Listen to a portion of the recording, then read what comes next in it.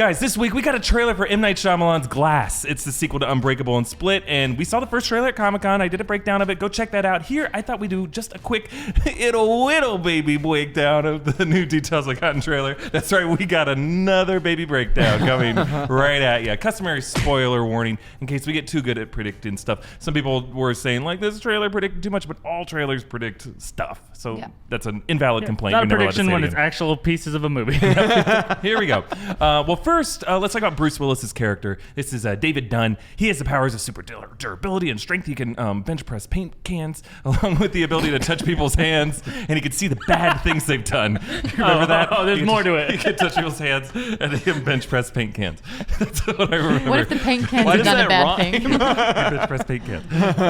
And then the poster actually revealed this hero's name as the Overseer, and I love that name because I just think this passive hero who's like eating a big sandwich watching his friends moving furniture like, I'm overseeing. Now, we do get a subtle nod to this power when David asks Dr. Ellie Staple in the trailer, it's Sarah Paulson's character, so you're not going to shake my hand and let me walk out of here. And then, she kind of points him like, aha, nice try. He wants to shake her hand to see what horrible stuff she did, which I'm kind of curious what horrible stuff she did, because there is a theory that Dr. Staple may have powers herself, maybe like telepathy. Love it. That could be how she was able to find and imprison all these superpowered individuals and keep them in check, and she knows what their vulnerabilities are. We also learn how Dr. Staple controls Kevin Crumb, that's James McAvoy's character. He has 24 split personalities, including the super strong beast flash bulbs that switch his personalities. They flash kind of like an old school TV remote that only goes up or down in one direction. Like, nope, I'm going to cycle through. Oh God, mom's walking in the room. Change channel.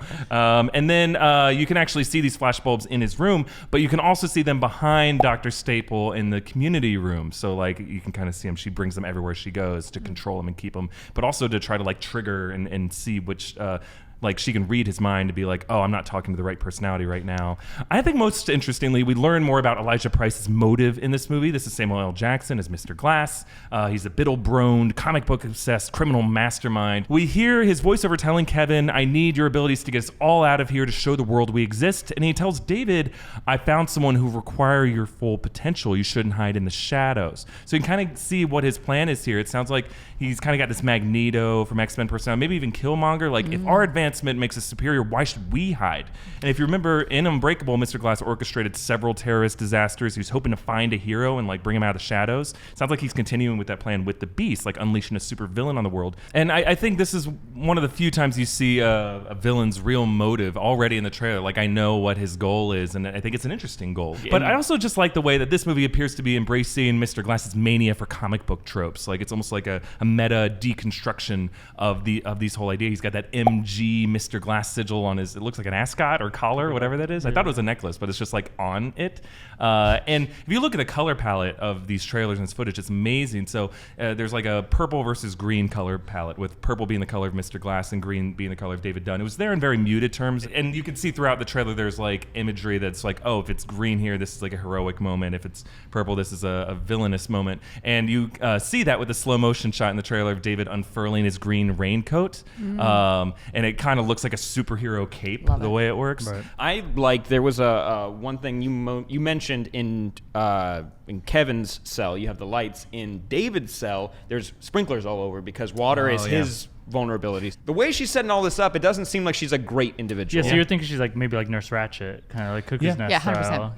Brings out the worst in everyone and torture them and destroy them. She's literally going to break. I mean, them. she's putting these people have powers, and she's in power over them as long as they stay there. Well, let us know what you think about this trailer in the comments below. And once again, go check out the trailer breakdown we did from the one from Comic-Con. There's a lot of interesting details going on, and this movie comes out January 18th. And something that neither of the two previous films had was straight up antagonist action on superpowered levels, and this seemed like there's a lot of fight scenes, like straight up. And I'm just curious how he's going to direct those.